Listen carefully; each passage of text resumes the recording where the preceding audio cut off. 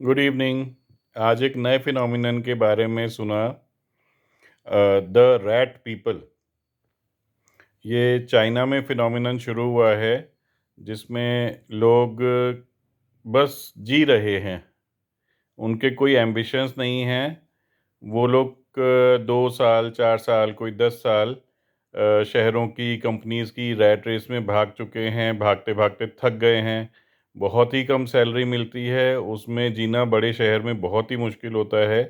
12-12 घंटे 15 घंटे काम करने के बाद भी उनको कुछ ठीक सा ज़िंदगी नहीं चल रही।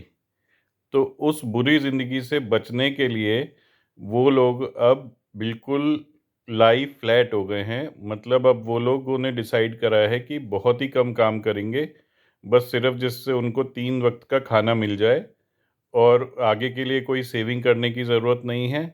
और ऐसे लोग कई बार दोस्तों के साथ रह रहे होते हैं, और बहुत सारे लोग इसमें घर के बाहर भी बहुत कम जाते हैं।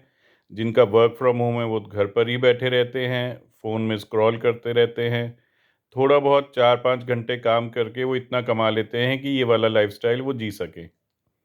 ऐसे कई लड़कों के ग्रुप पहाड़ों में चले गए हैं रहने। वहाँ वो थोड़ी बहुत खेती-बाड़ी कर लेते हैं, थोड़ा-थोड़ा काम करके आ जाते हैं। 1-2 महीने कभी काम करके आ गए, उससे उनके बाकी के 8-10 महीने उसी पैसों से कट जाते हैं, क्योंकि पहाड़ों में तो बहुत सारे घर खाली पड़े हुए हैं और वहाँ उनको ज़्यादा कुछ चाहिए नहीं।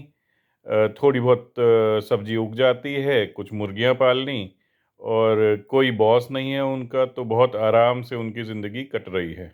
उनका कोई फ्यूचर का प्लान नहीं, उन्होंने शादी करनी नहीं, तो बच्चे होंगे नहीं, तो वो सिंगल ही हैं। तो कई लड़के ऐसे आराम से मिलके और इस चीज़ को वो लगातार यूट्यूब पर दिखा रहे हैं, और उससे इन्फ्लुएंस होके बहुत सारे और लोग भी, जो शहरों की कंपनियों की लाइफ से बहुत ज़्यादा परेशान हो गए हैं, वो लोग और इन्फ्लुएंस होके, और ये एक बहुत बड़ा फिनोमिनन अभी चाइना में बनता जा रहा है।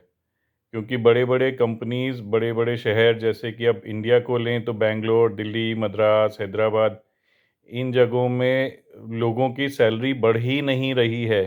फॉर एग्ज़ाम्पल अभी बीटेक लोगों की सैलरी आपने देखा कि जो 10 साल पहले थी, ढाई 3 लाख रुपए स्टार्टिंग, वही आज भी है। तो ऐसे लोग कंपनीज़ के लिए 12 घंटे 15 घंटे काम करने की बजाय और उससे फिर अगर वो लोग जब शादी करते हैं, बच्चे हो जाते हैं, तो वो तो अगले 50-60 साल तक के लिए बंधुआ मज़दूर की तरह काम करने को मजबूर ही हो जाते हैं। तो जिन लोगों को ये बात समझ में आ गई है, तो वो लोग अब शादी ही नहीं करना चाह रहे। वो यूथ मेल्स अब शादी ही नहीं करना चाह रहे, कि अगर शादी करी तब तो फिर कितनी भी कमाई करो, वो कम ही पड़ती रहती है, और अगर शादी ना करो तो अकेले आदमी के लिए तो बहुत ज़्यादा पैसे नहीं चाहिए। तो ये एक नया फिनोमिनन शुरू हो रहा है,